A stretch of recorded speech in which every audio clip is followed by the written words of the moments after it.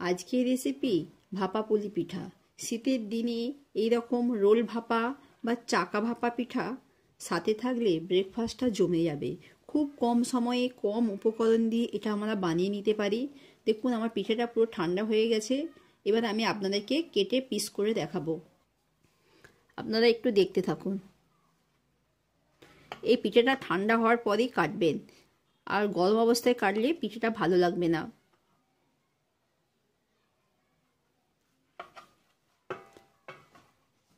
দেখুন আমি আপনাদেরকে কেটে দেখাচ্ছি, কত সুন্দর হয়েছে দেখুন। আপনারা অবশ্যই কিন্তু একবার বাড়িতে ট্রাই করবেন, খুব ভালো লাগে এই পিঠাটা। ভালো লাগলে লাইক, কমেন্ট, শেয়ার, সাবস্ক্রাইব করবেন। আর যে সকল নতুন বন্ধুরা আমার চ্যানেলে এসেছেন তারা চ্যানেলটাকে সাবস্ক্রাইব করে রাখবেন। আপনারা দেখছেন Sadia's kitchen with village food. আমি এখানে একটা পাত্র বসিয়ে দিয়েছি। এবার ওই পাত্রতে এই বাটি মেপে 3 বাটি জল দেব।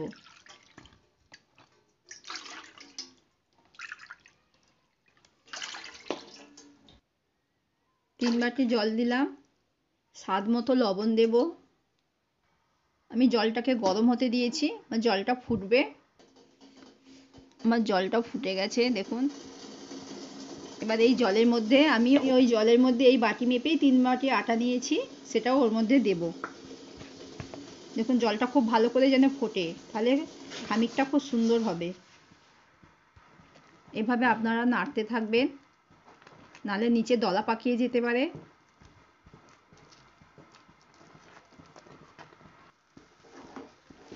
এইভাবে আপনারা খামিরটাকে ভালো করে উল্টে পাল্টে নেড়ে নেবেন, দেখবেন সব জলটা শুষে নিয়েছে। আপনার খামির যত ভালো হবে পিঠেটাও তত ভালো হবে।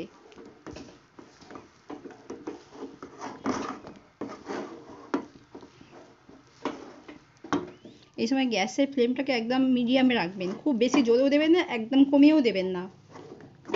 দেখুন আমার খামিরটা হয়ে গেছে, এবার ঠান্ডা করতে দেবো, চাপা দিয়ে রেখে দেবো। আমি একটা কড়া নিয়েছি, এবারে একটা নারকেলকে ভেঙে কুড়ে নিয়েছিলাম, এটাকে দিয়ে দেব। চিনি দিলাম, মিষ্টিটা আপনাদের স্বাদ মতো দেবেন। দেখুন মিষ্টির ব্যালেন্সের জন্য আমি অল্প করে লবণ দিলাম। আমি একটু খেজুরের পাটালি নিয়েছি, সেটাকে একটু ভেঙে দিয়ে দিলাম। 3টে এলাচ নিয়েছি, তাকে একটু থেতলে নিয়েছি, এবার এর মধ্যে দিয়ে দেব। এবার এটাকে ভালো করে হাত দিয়ে এভাবে একটু মথে নেব। দেখুন আমার হাত দিয়ে মথে নিতে কত সুন্দর হয়ে গেছে, অনেকটা নরম হয়ে গেছে। এবার এর মধ্যে একটু জল দেব, অল্প একটু জল দেব সেদ্ধর মতো। ওটা জ্বালিয়ে দিয়েছি, এবার একটা পাত্র দিয়ে ঢেকে দেব। আমি একবার চাপাটা খুলে একবার নেড়ে দেব। দেখুন আমার কালারটা কত সুন্দর হয়েছে। এই খেজুরের পাটালি দেওয়ার ফলে দেখতে এত সুন্দর হয়। আপনারা চাইলে পাটালি না থাকলে খেজুর গুঁড়ো দিতে পারেন, না দিলেও হবে, সেটা সাদা থাকবে, এটা দেখতে খুব সুন্দর লাগে, আর কিছুই নয়। আমার জলটা পুরো শুকিয়ে যাবে। আমি আর একবার চাপা খুলে নিলাম, আবার উল্টে দেব। দেখুন আমার সব জলটা প্রায় শুকিয়ে এসেছে। এইভাবে একটু ভালো করে নাড়বো। এবার আমি ছাইটাকে নামিয়ে নেব, আমার সব রসটা শুকিয়ে গেছে। খামিরটা রেডি হয়ে গেছে, এবার খামিরটাকে মাখিয়ে নেব।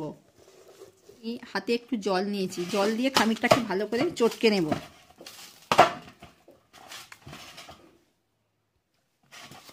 আপনারা যখন খামিরটা মাখবেন হাতের এখানটা দিয়ে ভালো করে প্রেস করবেন।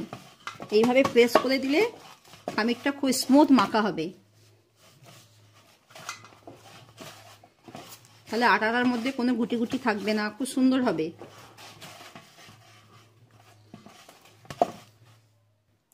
আমি আটাটাকে ভালো করে মাখিয়ে নিয়েছি, এবার এটাকে খানিকটা নেব, নিয়ে রুটির আকারে বেলে নেব। আমি 3টে গোল্লা কেটে নিয়েছি, এবার এটাকে বেলে নেব। আপনারা একটু দেখতে থাকুন। আমি এটাকে চ্যাপ্টা করে নিলাম। আমি একটু চালের আটা নিয়েছি, এটা দিয়ে বেলে নেব। এইভাবে আপনারা হাত দিয়ে একটু স্প্রেড করে দেবেন, তাহলে তাড়াতাড়ি কাজটা হবে। এইভাবে দেখতে থাকুন। এইভাবে আপনারা একটু ভালো করে বেলে নেবেন।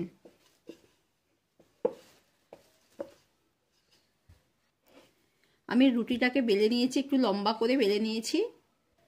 এবারে রুটির মধ্যে আমি নারকেলের ছাইটাকে দিয়ে দেব, একটু লম্বা করে বিছিয়ে দেবেন।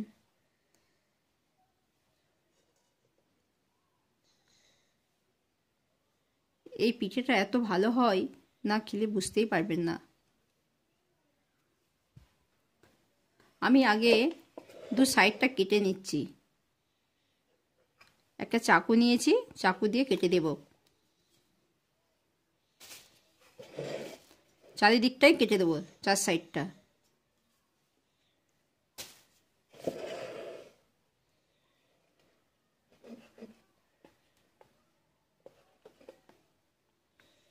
আপনারা কিন্তু বাড়িতে একবার অবশ্যই ট্রাই করবেন, খুব ভালো লাগে পিঠেটা।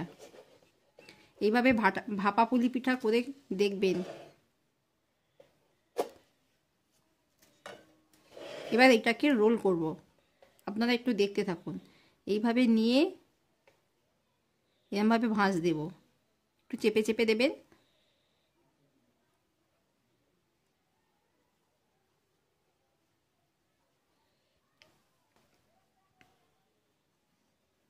এইভাবে নিয়ে আমি একটু হাতে পানি নিয়েছি, একটু ভিজিয়ে নেব। এবারে এটাকে দিয়ে একটু চেপে দেব, এটা খুলবে না।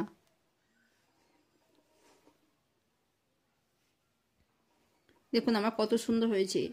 এইভাবে আপনারা সবগুলোকে বানিয়ে নেবেন, তারপরে আমি সেদ্ধ করব। একটা হাঁড়ির মধ্যে পানি দিয়েছি, মুখে একটা সুতির পাতলা কাপড় দিয়ে দিয়েছি।